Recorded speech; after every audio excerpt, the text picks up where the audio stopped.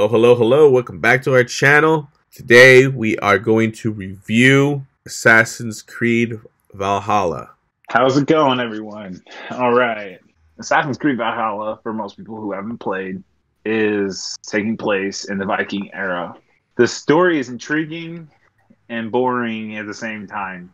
It showcases a lot of an era that most people probably don't know too much about, or maybe seen TV shows or movies that revolve around the Viking era.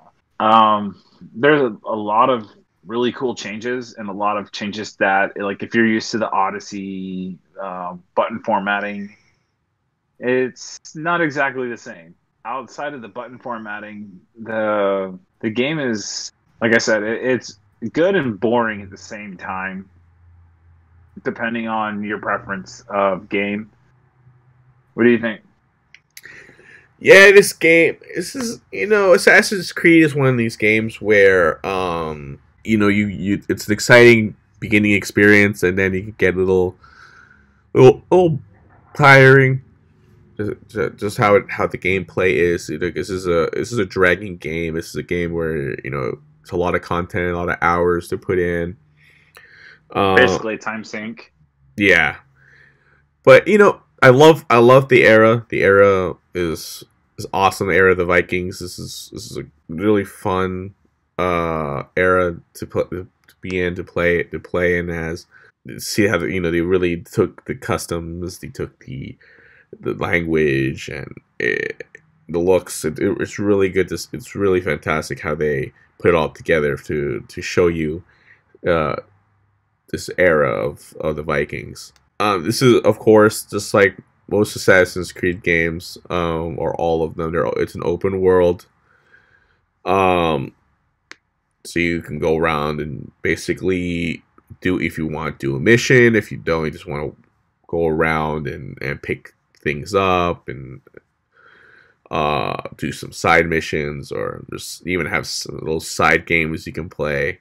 The story, the story is great. It's a very intriguing story. It kind of does pull you into play, but you do also have the raise your strength up and your skill. I did hear there's an update they had recently to implement strength with the armor now. The fighting in this game is fantastic. It's a little, you could tell that they really went with the Viking type fighting. It's very blunt, very gruesome, hard hitting. Even the assassinations, or when you sneak up and do an assassination, even those are very hard hitting. Even though it's not supposed to be when you're doing little silent kills, but still, they're still rough.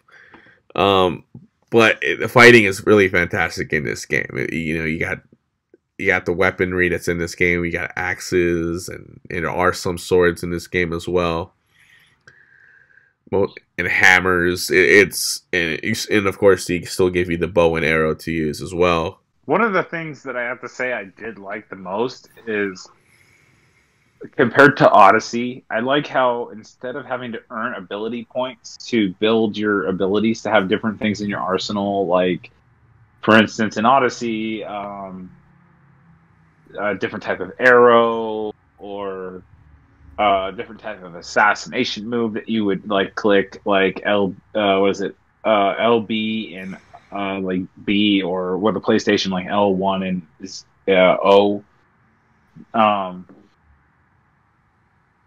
Like, they're chasing them down is really cool because it gives you a different element of chasing your abilities versus having to just in scenarios of just having fights, and these fights build XP, and those XPs turn into levels, and those levels turn into ability points to build your character, to be able to just go search them out, to go find different abilities. That's a pretty cool feeling. So, like, oh yeah, I could go get this ability by going here. And sometimes those abilities are locked behind having to fight a bunch of people to then get into a cave that has a book, and that book is a new ability. That's a really cool feature. The other thing I liked was how um, the assassinations were fitting for the current era that they have it in.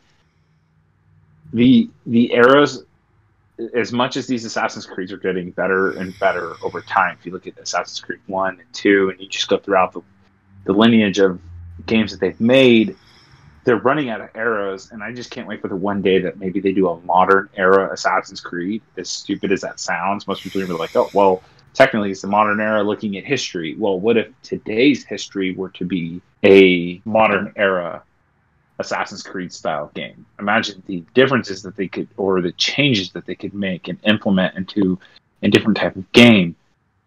Other than that, like, one of the things I most disappointed about in this game was the fact that, like, the variety of different types of armors just didn't feel unique enough. That's like my biggest complaint of the game, is like the uniqueness of each armor was just not suiting for me. I like how they kept the, like, Assassin's Creed. You had the in Odyssey, you had the cultists, and then you also had the, like, the bounty hunters that were chasing you if, like, you did crimes. And essentially, they kind of removed the crime feature. So the bounty hunters, essentially, if you interact or anywhere within them, they would automatically already engage. I like how they kept that. That was a really cool feature. The cultists are now a different group.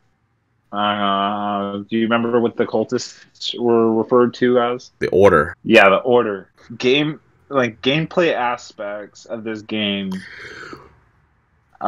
Basically it's the same thing, just controlling territories, and also, like, chasing all the fast travel points. So basically, the typical Assassin's Creed move is to synchronize each location. You have also go and raid this location and steal this stuff. Typical Viking era level stuff. What I did like that they implemented is when in Odyssey, you start the story out, either choose to be the female protagonist or you'd be the male protagonist. I like how Valhalla you could actually switch between no matter who you started out with, and going through the story, you could switch between being male or the female protagonist at any given time you want. So, for those that would be a very cool feature. But I see that kind of being underutilized for those who don't really care. Oh yeah, for people that don't really care for it, it'd be underutilized. But I mean, for people who actually want to do the story, get bored with the look of the character, I can see that being utilized by people who get bored pretty quickly within a scenario. Instead of having to have multiple saves because you want to play it as the female or as the male because you want experience with both sides, you can just switch back and forth. So you just play it basically using both. How'd you feel about the animations? Because for me, like, facial animations seemed very cringy at times. Yeah, the close up animation and facial got a little cringy.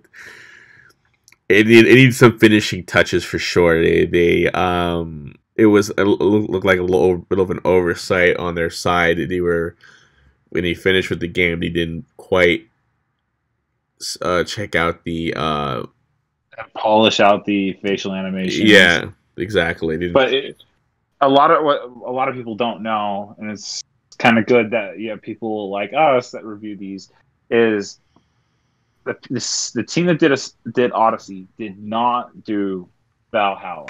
That doesn't mean that this game is bad. It just has the typical Ubisoft fatigue. You get kind of bored after, or you get really bored depending on how fast you get bored of the game pretty quickly, because there's so much to do on this type of game. Minimum completion for a whole story is like 60 hours. And for most people, they don't have 60 hours to commit. Most people in a single day to play a game, or in a week, sometimes it's somewhere between 5 to 10 hours in a week to play, or less. So this isn't really going to be a game for someone who's just maybe trying to play a pickup game of 2K21, or they want to go play COD, get in a couple matches before they go to work or before they go to bed.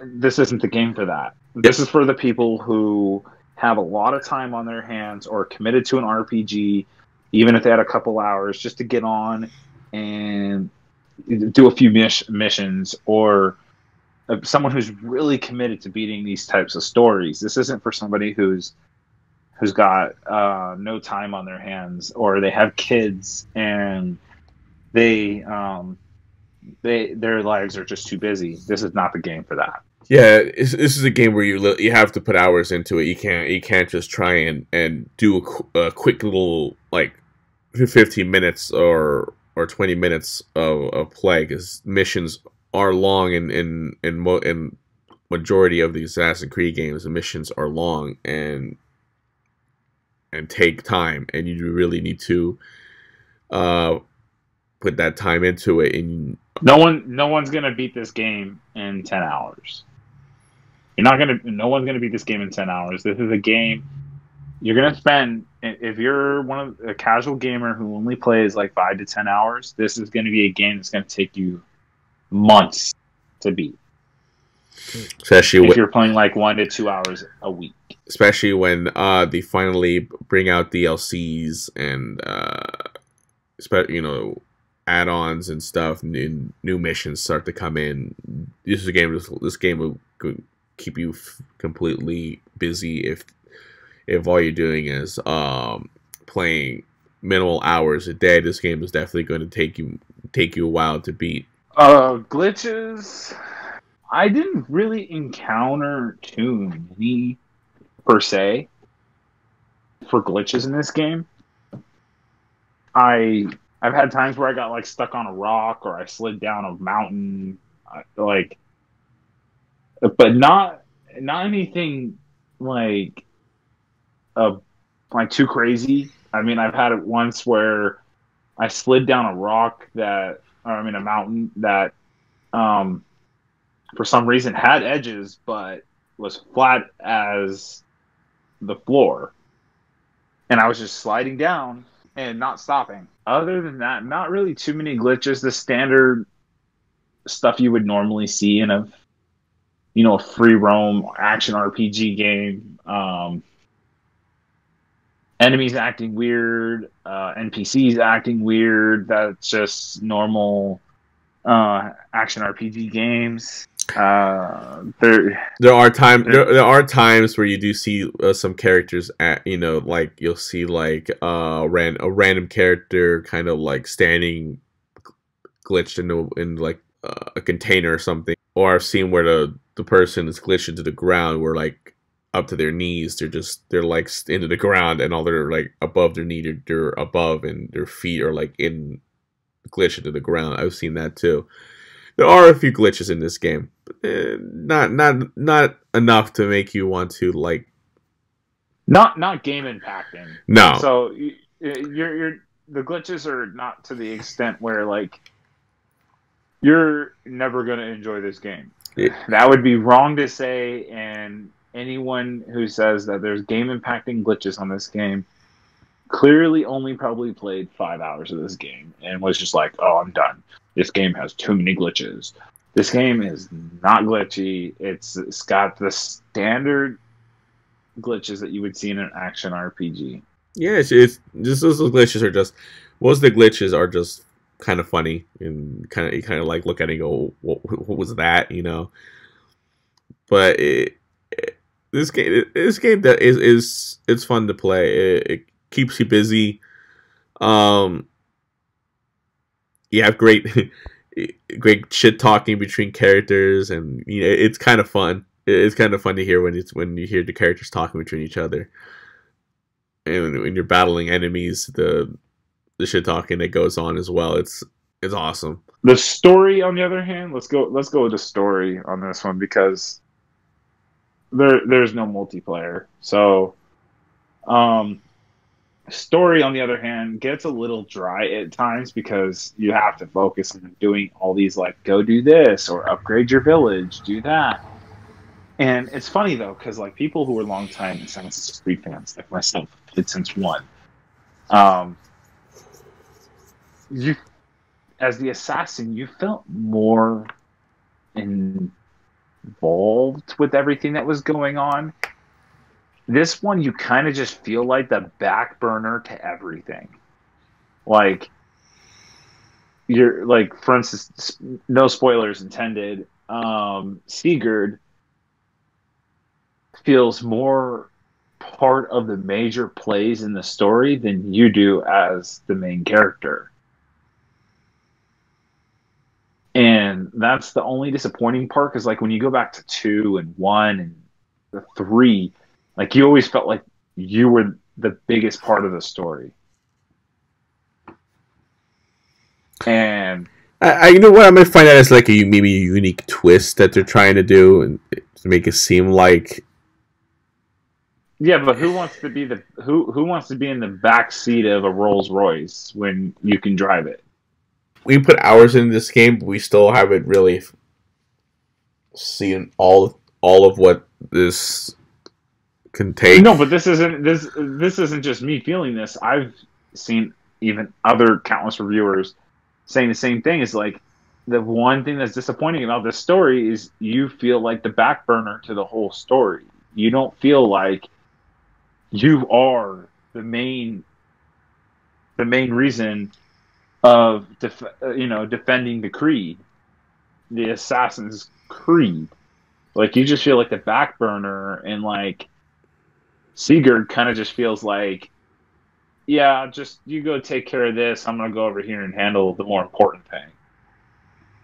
It could be And like, that could be intentional. That could be intentional by Ubisoft to do that. I mean, it could be something they're trying to experiment with to see what. yeah, but that it's like being in Destiny and being the the guardian, but instead of you taking care of and protecting the light, instead of that, you're just killing enemies.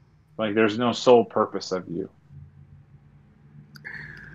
Like, you don't make like the massive decisions in the game. Like, it's Sigurd who really makes the massive decision at the end of the day. And that's just to me the only flaw to the story, is like you don't really feel the importance of your position amongst the rest of the Vikings. Yeah, that could be intentional, but at the same time, you shouldn't make stuff like this intentional when this has been kind of your trend. You don't lead too far from what is profitable when you talk about making these types of games. You don't go away from that. You kind of you stick to it because you know it makes money. Like small gameplay elements, like instead of pressing R1, you press R2. Instead of pressing X, you press O. It's small minor changes is okay, but like when you change like the whole story element, it kind of is a little cut and dry from what you were doing to what you're gonna do now. It could be a direction that they're trying to test, or it could be that they didn't realize how it actually would come off to most players. We just don't know what was their thought process with the direction they went in this game. There's no way in telling unless you ask them.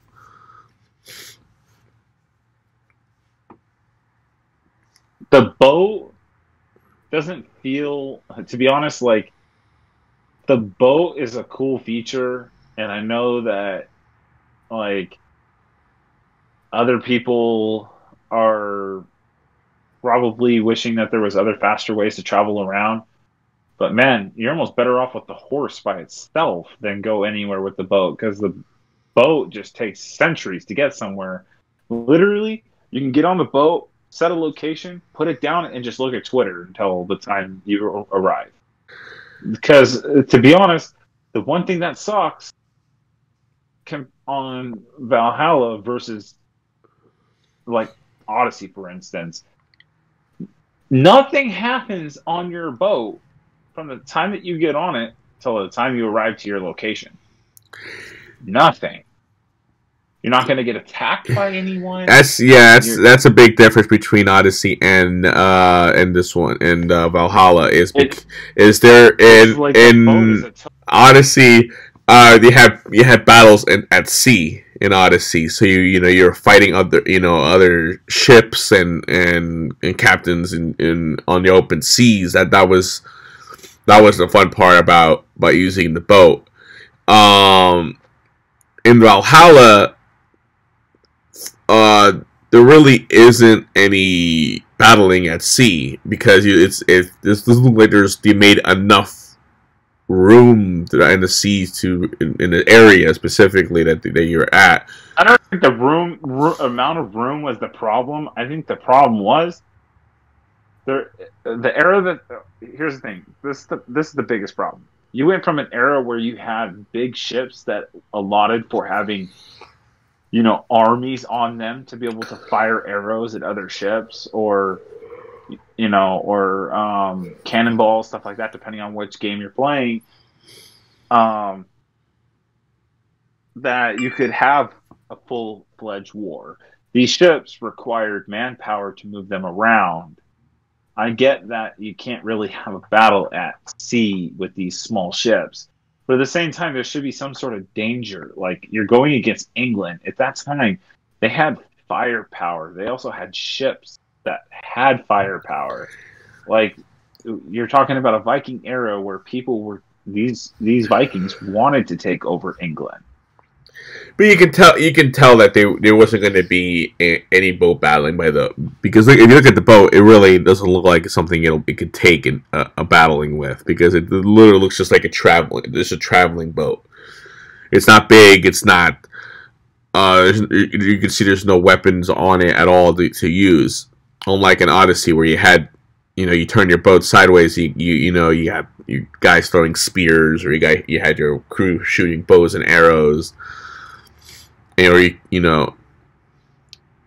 could ram it, because the boat you had was big. It was a big boat, so you had a lot of possibilities on that boat to use. Yeah, but like I said, at the time, England had this level of firepower, so there should have been some sort of danger to you if you went into a certain location. You had to deal with England's manpower, their army level manpower that had the ability to do this stuff. They had the ability to shoot you with a cannon from beachside. Like, there was no sense of danger in going around in your boat. You almost felt more safe in your boat than walking around town, hoping that a bounty hunter doesn't catch you. I think this game in Valhalla, they focused more on just basically having a boat as just a traveling vessel and nothing more than that. And mostly focus on land battling and conflicts. The one part I do enjoy about about the boat, talking about it, is when you actually get to invade, and your character you're using decides to blow the horn, and all of a sudden everyone gets hyped and pumped, and then your boat rushes there, and you all jump out and just rush. Right, I like that scene, and it's actually kind of cool. And the other cool part to add on to that is not only can you do that from the boat, but if you're in a raid location, you can also call for the raid on land too, and your boat will come to you. Exactly. There's a lot of they have cool elements built in. It's just some of them are either missing something or they're fully thought out. That's where this game falls in hand. Like, It's not perfect, but it is fun. Like for those who are interested in exploring historical events. The two-man crew's official appraisal for this game is A 7. All right. Thanks for watching this video. Like, comment, and subscribe. And share this video with all your friends and family. And stay tuned for more content. Please also hit the notification bell. And until then, next time.